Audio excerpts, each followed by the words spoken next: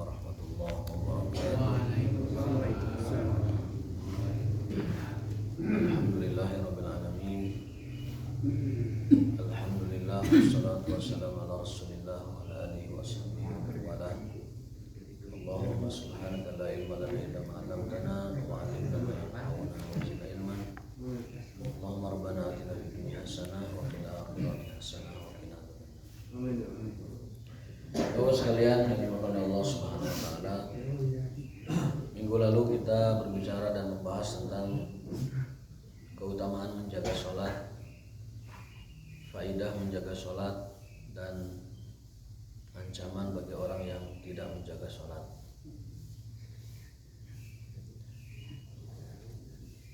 Adapun manfaat orang menjaga sholat, yaitu dia dikategorikan sebagai orang yang beriman kepada hari akhir, sebagaimana dalam surat Al-An'am 92. Kemudian orang yang menjaga sholat juga kelak nanti akan diwariskan kepada mereka surga Firdaus, sebagaimana dalam surat Al-Mu'minun ayat 9-11. Walladzina hum 'ala sholawatihim yuhafizun ulaika humul warisun alladzina yarisuna al-firdausa hum fiha khalidun. Orang yang menjaga sholat balasannya adalah surga Firdaus. Kemudian di dalam surat Al-Ma'arij disebutkan juga manfaat menjaga sholat adalah walladzina hum 'ala sholatihim yuhafizun ulaika fi jannatin mukramun. Dia nanti akan dimasukkan ke dalam surga mukramun, dalam keadaan yang dimuliakan. Itu manfaat kita menjaga sholat, ya. Dimuliakan di surga, dimasukkan ke dalam surga Firdaus, dan dikategorikan sebagai orang yang benar-benar beriman kepada hari akhir. Itulah kemuliaan dan penghormatan Allah Subhanahu wa taala kepada orang-orang yang menjaga sholat. Dan perintah menjaga sholat itu ada di dalam Al-Quran, surat Al-Baqarah ayat 238. Hafidhu ala sholawat was sholatil wusta wa qumu lillahi qanitin. Jagalah oleh kalian sholat-sholat kalian, terutama sholat wusta, dan berdirilah untuk Allah dengan beribadah kepadanya. Itu manfaat menjaga sholat. Kemudian dilanjutkan dengan faidah menjaga sholat. Yang pertama adalah sholat akan menjaga kita. Kalau kita menjaga sholat, nanti sholat akan balik menjaga kita. Menjaga untuk apa? Yang pertama, menjaga dari kemaksiatan. Sebagaimana firman Allah Ta'ala, inna sholata tanha 'anil fahsya'i wal munkar. Al-Ankabut 45. Yang kedua, sholat akan menjaga kita dari mara bahaya dan bala. Sholat tahfadhu minal bala wal mihan, sebagaimana terdapat dalam surat Al-Baqarah 45, kemudian Al-Maidah ayat 12, yang artinya, maknanya adalah inni ma'akum bin nusrati wal hifdzi. Aku akan selalu bersama kalian, wahai orang yang menjaga sholat, dengan nusrah, pertolongan, wal hifdzi, dan penjagaan. In kuntum, apabila kalian aqamtumus shalah, menunaikan sholat, ya, dan menjaga sholat tersebut. Lalu yang ketiga, faedah dari menjaga sholat adalah anna sholata tahfad sahibaha wa tashfa' li musalliha, akan menjadi syafaat nanti di akhirat, lalu menjaga orang tersebut dari keburukan, ya, di akhirat nanti. Itu 3 faedah kita menjaga sholat. Mudah-mudahan semua kita termasuk orang yang diberi taufik untuk menjaga sholat. Lalu ancaman Allah bagi orang yang tidak menjaga sholat disebutkan dalam hadis Abdullah bin Amr dari Nabi SAW, man hafadha 'alaiha kanat lahu nuran wa burhanan wa najatan yaumil qiyamah. Barang siapa yang menjaga sholat, maka dia akan mendapatkan cahaya, akan mendapatkan burhan, petunjuk, wa najatan, dan keselamatan di hari akhir. Dan barang siapa yang tidak menjaga sholatnya, maka dia tidak akan mendapatkan cahaya, tidak akan mendapatkan petunjuk, dan tidak akan mendapatkan keselamatan. Dan lebih dari itu, ini yang paling mengerikan, nanti di akhirat dia akan digabungkan dengan Qarun, Fir'aun, Haman, dan Ubay bin Khalaf. barang siapa yang tidak menjaga sholat, nanti dia akan digabungkan, disatukan azabnya dengan si Fir'aun, si Qarun, si Haman, dan si Ubay bin Khalaf. Kan kita nggak mau digabungkan, dikumpulkan dengan Fir'aun kan, maka jagalah sholat. Ibnu Qayyim rahimahullah mengartikan hadis tersebut bahwa kenapa orang-orang itu dijadikan sebagai simbol dari keburukan dalam ibadah, karena orang-orang tersebut disibukkan dengan aktivitasnya lalu melalaikan sholat. Fir'aun tidak sholat karena sombong dengan kekuasaannya. Qarun tidak ibadah, tidak sholat, lalai begitu karena sibuk dengan hartanya. Si Haman tidak sholat, tidak ibadah, lalai karena urusannya di dalam administrasi negara dan juga tugasnya sebagai kepala prajurit di kerajaan Firaun. Ubay bin Khalaf meninggalkan sholat, lalai dari sholat karena sibuk dengan dagangnya. Jadi itu adalah ada iklan sebentar ya. Ada iklan. Nah itu semua dikarenakan orang-orang tersebut lalai dari ibadah, sehingga pantas saja mereka nanti akan dikumpulkan dalam tempat yang sama, dan kita pun kalau melalaikan ibadah atau melalaikan sholat akan dikumpulkan di tempat yang sama dengan mereka, dengan Qarun, Fir'aun, Haman, dan Ubay bin Khalaf. Itu silahkan dibuka lebih rincinya di hadis di kitab As-Salatu wa Hukmu Tarikiha Ibnu Qayyim rahimahullah ta'ala halaman 51, dan hadis Imam Ahmad nomor 6576. Baik, pertanyaannya adalah apa sih yang dimaksud dengan menjaga sholat itu? Yang pertama, nah ini tema yang baru sekarang, lanjutannya. Menjaga sholat adalah yang pertama al-muhafadzatu ala awqatiha, menjaga sholat tepat waktunya. Yang dimaksud menjaga sholat adalah menjaga waktunya. Artinya tidak di luar waktu, tidak melambatkan sholat, lalai sampai waktunya habis. Orang yang sholatnya di akhir waktu kelak nanti akan bersama Fir'aun. Orang yang telat waktu sampai lolos waktunya, asar malah di maghrib, maghrib malah di isya, lohor malah di asar, mepet sekali waktunya. Nah mereka itu nanti akan digabungkan dengan si Haman, Fir'aun, Ubay, dan juga Qarun. Sebagaimana dalam hadis Imam Ahmad rahimahullah ta'ala. Tetapi kalau niatnya dijamak tidak apa-apa. Kalau niatnya jamak beda lagi. Itu kan sama-sama juga melambatkan, tapi niatnya sudah dari awal. Dia bisa saja sholat saat itu, tapi karena dia niatnya jamak sehingga sholatnya diundurkan. Jadi ini dikecualikan dari orang yang melambatkan, mengakhirkan sholat karena jamak. Tapi kalau tidak ada alasan jamak, lalu dia lalai, dia menyia-nyiakan sholat, melambat-lambatkan sholat, ngedul sholatnya sampai akhir waktu habis, sibuk kotrek-kotrek, bebeletrukan dagang terus, atau dia sibuk bebeletrukan nembok terus, atau bermain, atau sepak bola atau apapun lah, sampai sholatnya mepet ke akhir, mancing, atau touring, touring mah sapar kan, touring pintar, atau segala lupa begitu,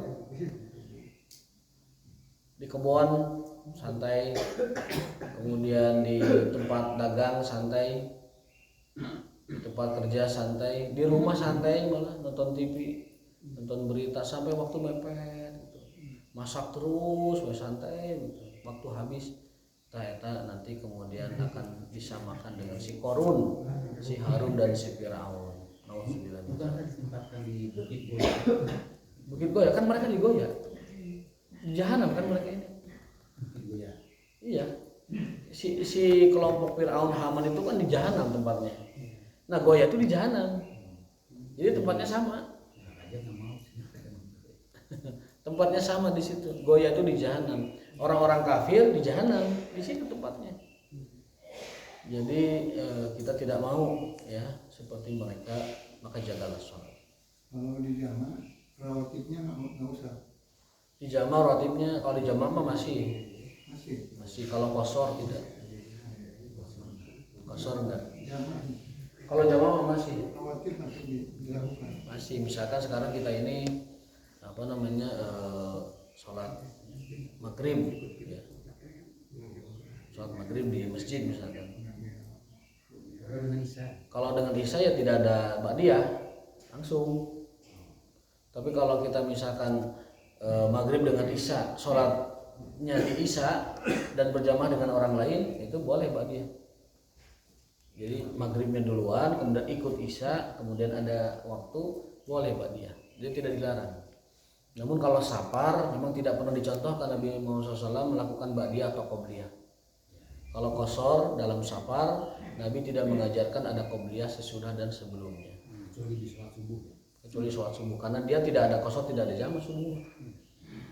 Subuh kan tidak kenal qashar. Jadi hiji atau rakaatna. Dan subuh tidak kenal jama karena dia jauh ke zuhur, jauh ke isya. Sehingga subuh mandiri. Maka tetap dijaga qobliyahnya. Adapun kalau qobliyah dan ba'diyah jama itu tidak dilarang untuk ba'diyah dan qobliyah. Lihat situasinya. Kalau kita misalkan maghrib ke isya dijama di isya, berjamaah dengan orang-orang, maghribnya sudah, misalkan pas adzan kita langsung maghrib, lalu ikut sholat isya dengan jamaah. Setelah jamaah beres ba'diyah boleh. Karena itu mah dia mengikuti sholat sempurnanya bersama imam. Itu tidak apa-apa. Kalau kita ikut berjamaah dengan orang lain lalu beres sholatnya seperti isya misalkan, silahkan kita melakukan ba'diyah. Tapi kalau safar dengan qashar itu tidak ada contohnya Nabi melakukan ba'diyah ataupun qobliyah. Jadi dilihat situasinya. Kalau ada keluasan waktu setelah kita jamaah maghrib dengan isya, setelah isya itu ada kosong, ba'diyah boleh. Ya, ataupun lohor asar ya. Ketika lohor itu kitanya ikut berjamaah, silahkan gitu. Tapi kalau melihat contoh Nabi yang diberikan kepada kita, terutama qashar ya, yang saya baca di sini qashar, itu tidak ada ba'diyah, tidak ada qobliyah. Ya. Kalau selain itu, kalau sekedar jamaah boleh. Nah, jadi yang dimaksud dengan menjaga sholat itu adalah yang pertama al-muhafadzatu ala awqatiha, menjaga sholat tetap pada waktunya. Disebut kita menjaga sholat hafidhu ala sholawat. Makna yang pertama adalah al-muhafadzah ala awqatiha, menjaga sholat pada waktunya. Kemarin kita bahas perbedaan dengan hafidhu dengan ihfadhu, itu beda. Kalau ihfadhu itu dari kata hafadho, ihfad jagalah. Tapi kalau hafidhu dari kata hafadho, artinya jagalah dalam waktu yang kontinu. Mudawamah, dawam. Jadi perbedaan dengan ihfaz dengan ihfaz dengan hafizu. Kalau ihfazu itu jaga saja, kalau hafizu jaga terus. Jaga secara terus-terusan. Itu secara bahasa. Bedanya antara ihfazu ya dengan hafizu. Jadi di sini Allah meminta kita untuk menjaga sholat secara kontinu. Padahal hadza ala anna lil muhafadzati ala sholati kama aradallahu wa rasuluhu la budda min umur. Jadi yang pertama maksud menjaga sholat adalah menjaga waktunya. Jangan sampai mepet ke akhir, habis waktunya. Dalam hadis lain bahkan sesungguhnya Allah tidak menerima sholatnya orang dibaron. Apa itu dibaron? Dibaron adalah orang yang mengakhirkan sholat sampai waktunya habis. La yaqbalullahu sholata dibaron. Allah tidak menerima sholat orang yang dibar. Dibar itu mengakhirkan sampai habis waktu. Jadi sholatnya hanya jadi gugur kewajiban saja, tapi tidak diterima oleh Allah Subhanahu wa Ta'ala. Tentu kita nggak mau ya. Jangan sampai sibuk oleh jabatan seperti Firaun, sibuk oleh administrasi seperti Haman, sibuk dagang seperti Ubay, dan sibuk ngurusin harta seperti Qarun. Karena nanti akan disegemu dengan mereka selama kita meninggalkan sholat atau melalaikan sholat dari waktunya. Yang kedua, makna menjaga sholat adalah al-muhafadzatu 'alaiha jama'atan fil masjid ma'a jama'atil muslimin. Dimaknai menjaga sholat adalah menjaga sholat tetap dalam berjamaah di masjid bersama kaum muslimin. Jamaah di rumah boleh, tapi jamaah yang dimaksud di dalam Quran dan hadis adalah jamaatus shalah fil masjid, bukan jamaah di tempat yang lain ya. Kecuali memang kondisi tertentu ya. Kita sholat jamaah di rumah kondisi tertentu tidak apa-apa, tetapi pada umumnya kondisi umum jamaah itu adalah di masjid. Itu makna kedua dari menjaga sholat, al-muhafadhah ala jamaati fil masjid ma'a jamaatil muslimin. Sering saya ulang-ulang hadis tentang Ibnu Mas'ud radhiyallahu taala anhu.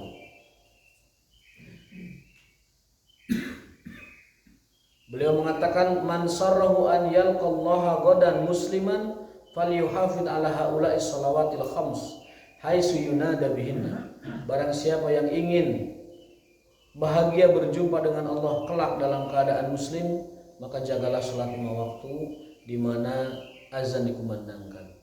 Fa inna Allah syara'a li nabiyhi sunanal huda, karena Allah telah mensyariatkan sunnah-sunnah hidayah. Wa innahunna min sunanil huda, dan salat berjamaah itu adalah sunnanul huda. Wa inilla ahsabu minkum ahadan illa lahu masjid yusalli fihi bi baitihi falau shallaitum fi buyutikum wa taraktum masajidakum la taraktum sunnata nabiyikum.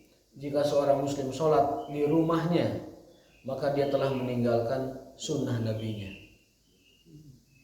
Walau taraktum sunnata nabiyikum la dhalaltum, dan siapa yang meninggalkan sunnah nabinya, dia akan tersesat. Wa ma min abdin muslimin yatawaddau fayuhsinul wudu summa yamshi ila shalah illa kataballahu lahu bi kulli khatwatin yakhtuha hasanah. Seorang muslim yang berwudu di rumahnya, memperbagus wudunya, berangkat ke masjid, berjalan, Allah akan catatkan baginya setiap langkah adalah kebaikan, setiap langkah adalah dinaikkan derajat, setiap langkah adalah dihapuskan kesalahan. Walaqad ra'aituna nuqaribu bainal khuta. Kami dulu para sahabat selalu menghitung langkah kami ke masjid, semakin jauh semakin afdal. Hitung. Ayeuna mah aya motor. Jadi hitungan langkahnya putaran RPM itu motor itu. Satu putar gitu, dihitung satu langkah. Walaqad ra'aituna wa ma yatakhalafu anha illa munafiqun ma'lumun nifaqu. Aku pernah mengabsen sahabat Nabi di dalam sholat berjamaah, dan aku dapati orang yang tidak ke masjid adalah orang yang disebutkan sebagai munafik khalisun nifaq. Munafik sebenar-benarnya munafik. Yang sudah jelas. Walaqad ra'aitu rajula yuhada baina rajulain hatta yuqam fi shaf. Dan sungguh aku melihat di zaman Rasulullah SAW, kalau ada orang tidak bisa ke masjid gara-gara sakit, tapi masih bisa berjamaah, dibopong keduaan. Digandeng keduaan. Yang penting bisa ke masjid, sampai segitunya. Padahal hadza ala anna lil muhafadzati ala sholati kama aradallah wa rasuluhu la budda min umur. Yang ketiga, menjaga salat maknanya adalah al muhafadzu ala tamami af'alihi, menjaga syarat dan rukunnya, plus berusaha untuk khusyuk. Al muhafadzatu ala tamami af'aliha ay syurutiha wa arkaniha wal khusyu'u fiha. Itu makna dari menjaga sholat. Memenuhi syaratnya, wudunya benar maksudnya, taharahnya betul, kalau mandi junubnya benar, kalau tayamumnya benar, kalau wudunya benar.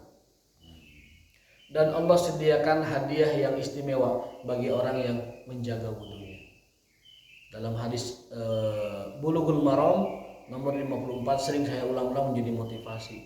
Barang siapa yang memperbagus wudunya padahal saat malas, kemudian dia berwudu, lalu setelah wudu dia baca doa, asyhadu an la ilaha illallah wahdahu la syarikalah wa asyhadu anna muhammadan abduhu wa rasuluh, kata Nabi, Allah akan tawarkan 8 pintu surga dari manapun ia ingin masuk di dalamnya. Ada keterangan, barang siapa yang wudu dalam keadaan malas, maksakan tapi menyempurnakan, lalu setelah wudu berdoa dengan syahadat tadi, Allah sediakan 8 pintu surga yadkhul ma yasha, silakan masuk dari manapun yang dia inginkan. Itu bonus ataupun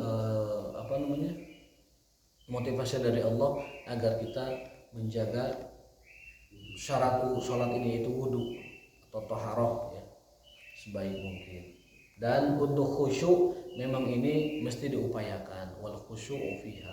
Di antara syarat ataupun cara khusyuk itu adalah fahmu ma'ani sholat, memahami bacaan-bacaan sholat. Setidaknya paham secara umum, kalaupun tidak paham secara detail. Khusyuk itu harus diupayakan ya. Kalau bahasa orang bahasa orang awamnya kadang sering diartikan hudur, hadir ketika sholat. Itu maksudnya hatinya hadir. Orang-orang sebut sholat tuh harus hudur, hudur tuh harus hati, harus hadir gitu dalam sholatnya.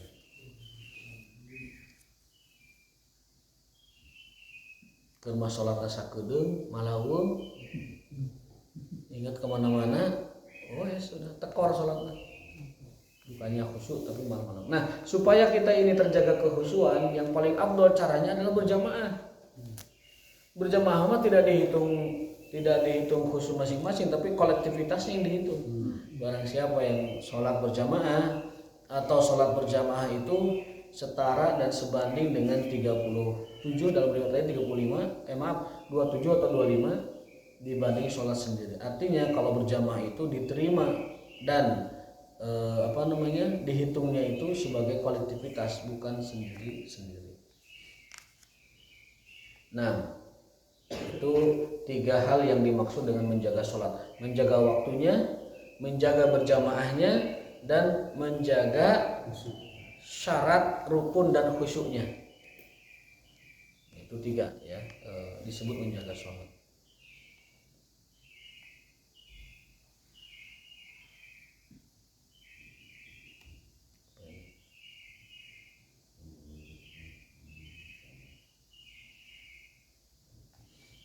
Ini juga ada hadis motivasi buat kita.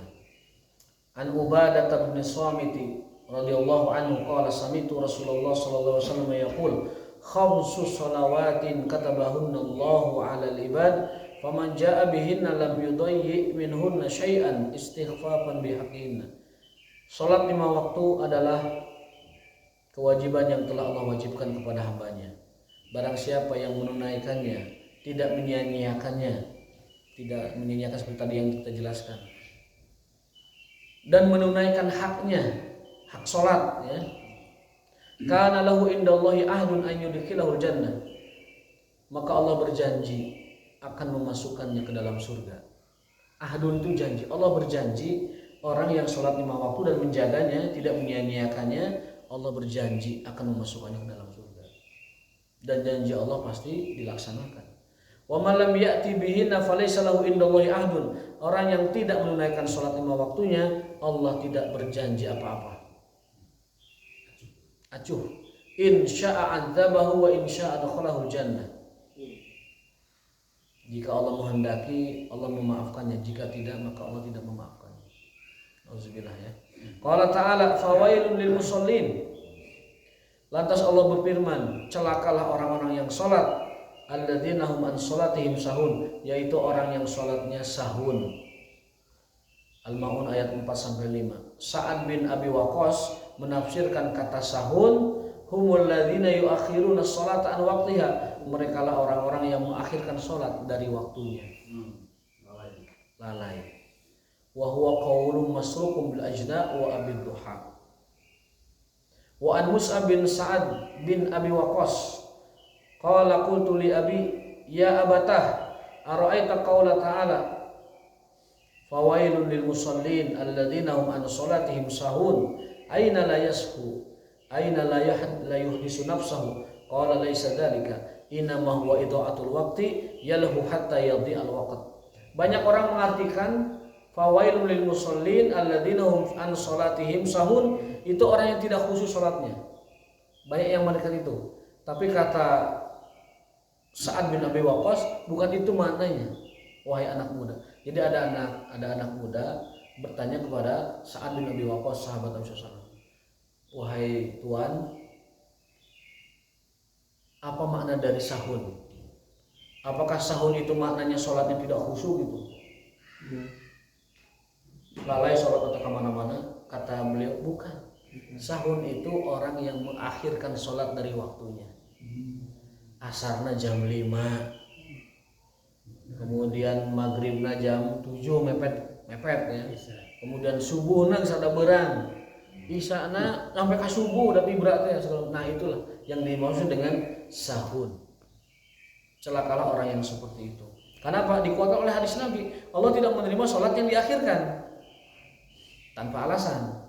Kalau dengan alasan beda lagi urusannya, jamak atau misalkan safar atau alasan lain sebagainya. Pokoknya kalau dia melalaikan waktu tanpa alasan, dia termasuk orang yang sahun. Kata sahabat Nabi Sa'ad bin Abi Waqqas, disebut sahun adalah idha'atul waqti yalhu hatta yadhi'al waqtu. Takhir sholat, mengakhirkan sholat tanpa alasan. Dan ini banyak Pak, di masyarakat kita itu banyak. Kita kadang melihat keluarga kita gitu, mungkin dulu kadang sholatnya, sholatnya setengah genep, sholat asar.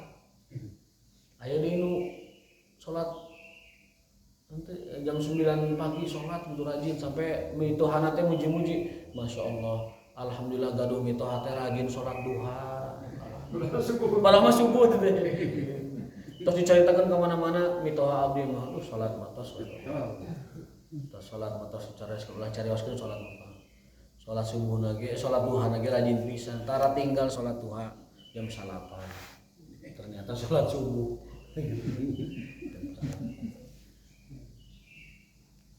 Wajib ditunaikan wajib, tetapi hanya menggugurkan kewajiban dan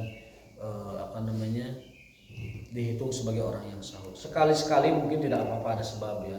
Malamnya begadang ronda misalkan, tiba-tiba ketiduran jam 3 setelah ronda 14 sampai jam 5 jam 6, ada alasan. Tetapi jangan jadi kebiasaan. Kalau kebiasaan jadi sahur nanti. Jadi sahur sama dengan melambatkan sholat. Sahur sama dengan melambatkan sholat. Qala Ibnu Qayyim fi tafsiri hadil, Ibnu Qayyim mengatakan menafsirkan ayat alladzina hum an sholatihim sahun, tafsir beliau, laisa sahwu an hatarkuha. Sahun itu bukan meninggalkan sholat. Wa illa lam yakun musallin wa inna ma huwa sahwu an wajibiha imma anil waqti. Sahun itu kata Ibnu Qayyim adalah lalai waktunya. Ibnu Mas'ud juga sama mengatakan lalai waktunya. Dan ada lagi yang mengartikan sahun itu lalai dari khusyuknya. Berarti poin tadi 3 tuh ya. Menjaga sholat artinya 3, menjaga waktunya, menjaga berjamaahnya, dan menjaga syarat, rukun, dan khusyuk. Itu kata Ibnu Qayyim. Jadi yang disebut sahun itu adalah lalai waktu dan lalai khusyuk. Itu kata Ibnu Qayyim. Tapi kalau kata Mus'ab bin Sa'ad bin Abi Waqqas dan juga Abdullah bin Mas'ud, yang namanya sahun itu adalah lalai waktu, bukan lalai khusyuk. Ya, kalau Ibnu Qayyim 2, lalai waktu, lalai khusyuk. Kedua-duanya bertemu dalam satu kesimpulan, lalai waktu. Karena kalau khusyuk agak susah standarnya. Tapi kalau waktu gampang, dia melalaikan waktu sampai akhir, jelas dia tidak khusyuk.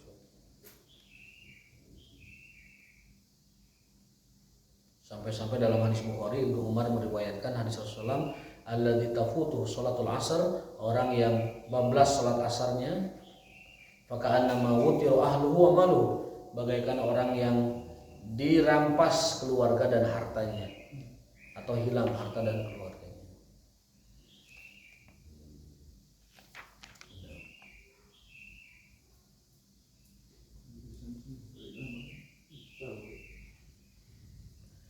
Itu beberapa catatan tentang perintah untuk menjaga sholat kita. Mudah-mudahan ya kita diberikan taufik, diberikan kekuatan untuk selalu menjaga sholat kita. Amin ya rabbal alamin.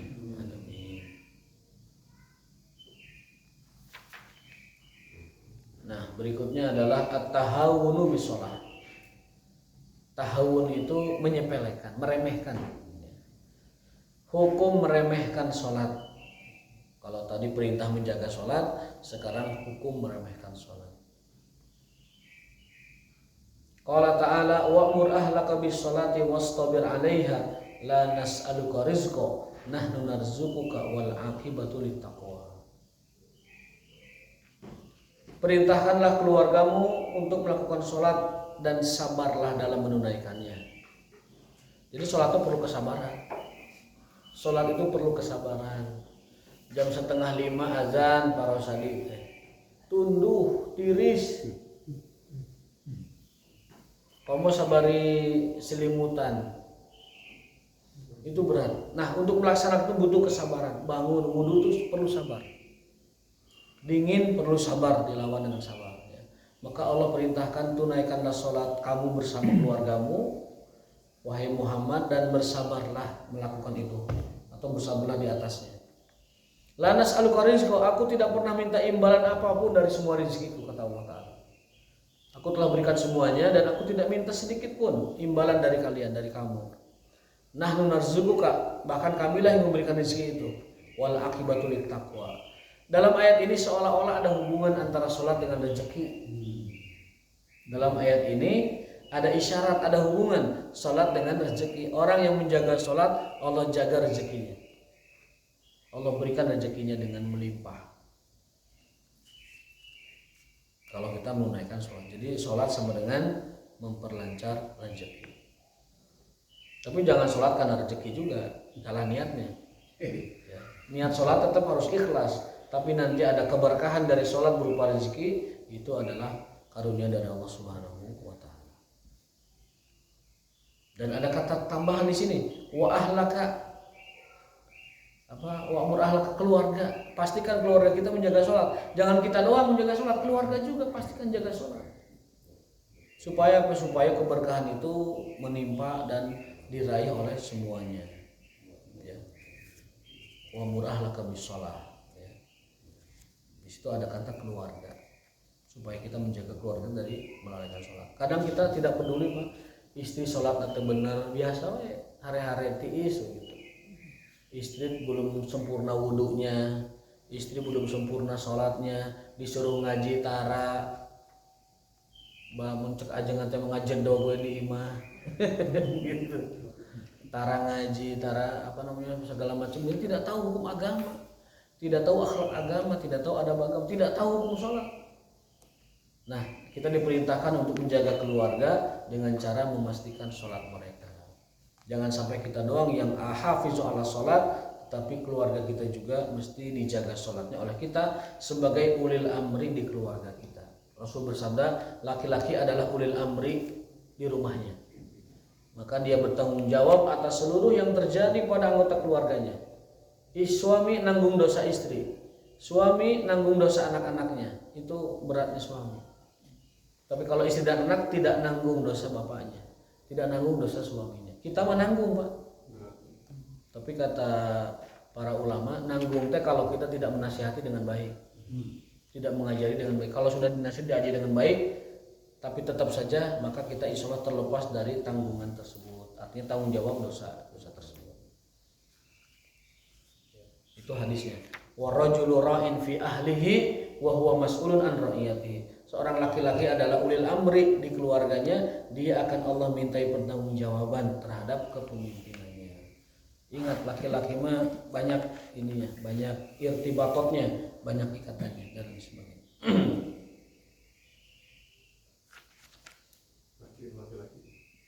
Ya, nasib laki-laki juga. Nasib laki-laki.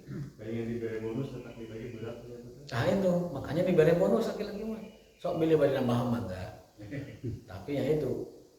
Ada yang ulas tanggung jawab. Warisan juga ada tambahannya. Banyak tanggung jawabnya. Ada yang mengulas sebenarnya takdir laki-laki. Dia itu ditakdirkan harus menafkahi anak dan istri. Laki-laki itu mau tampan, mau jelek, mau korup, pokoknya dia itu harus mencari nafkah. Manakala dia tidak mencari nafkah, dia itu tidak ada harga di depan keluarganya. Beda dengan perempuan katanya, mau cantik bisa dinikahi, mau jelek bisa dinikahi dan tidak ada kewajiban. Laki-laki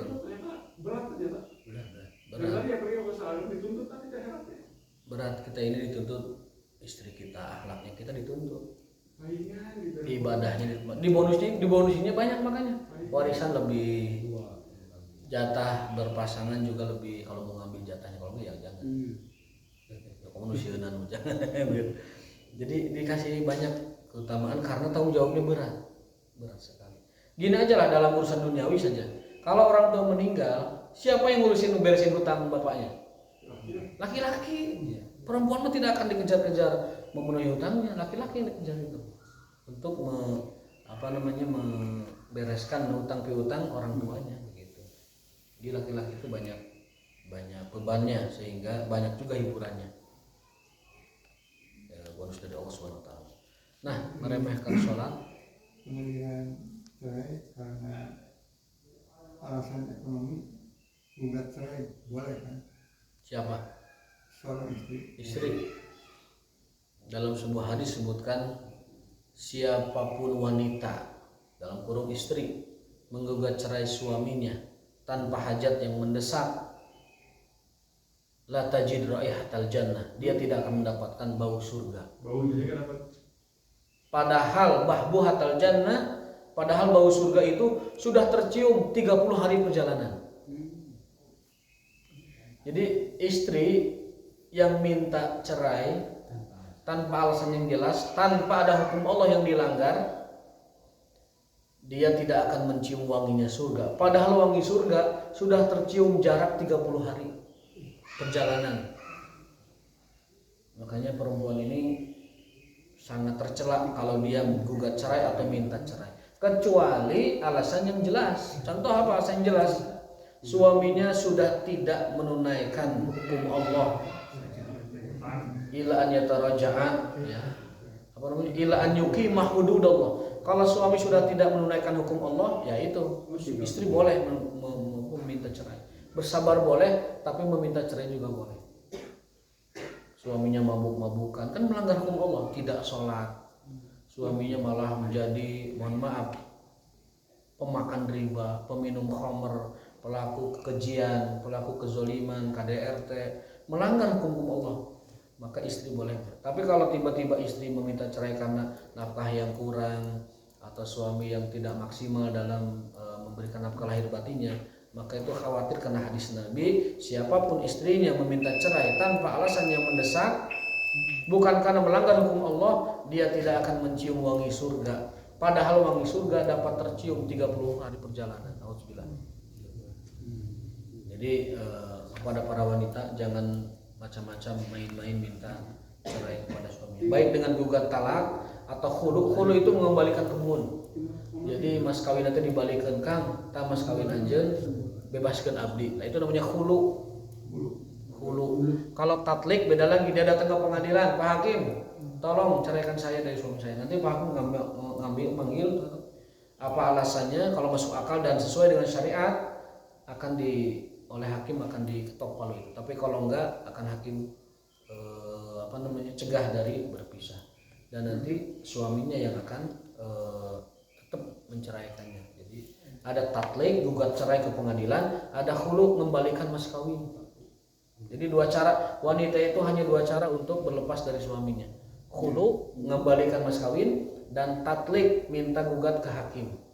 Kalau ke hakim agak repot karena hakim akan membuktikan dengan maksimal bahwa betul-betul suami itu bersalah. Ya, tapi kalau tidak sampai ada bukti, tidak ada bukti syariat bahwa itu adalah boleh bercerai, hakim tidak akan menceraikannya. Kalau hakimnya benar, kalau hakimnya wes sing penting ono duitnya olas. Alasan ringan pun geus cerai lah. Itu. Oni piro. Kok mungkin dipulung ku hakim bahaya. Baik, sudah syuruk, sudah isyarat, kita lanjutkan nanti ke berikutnya. Yang kesimpulannya adalah mudah-mudahan Allah menjaga kita agar senantiasa kita menjaga sholat. Allah memberikan taufik dan bimbingan kepada kita agar senantiasa menjaga sholat, menjaga waktunya, menjaga berjamaahnya, dan menjaga rukun syarat dan khusyuknya. Wa'alaikum warahmatullahi wabarakatuh. Subhanallah wa bihamdika, asyhadu an la ilaha illa anta, astaghfiruka wa atubu ilaik. Assalamualaikum warahmatullahi wabarakatuh.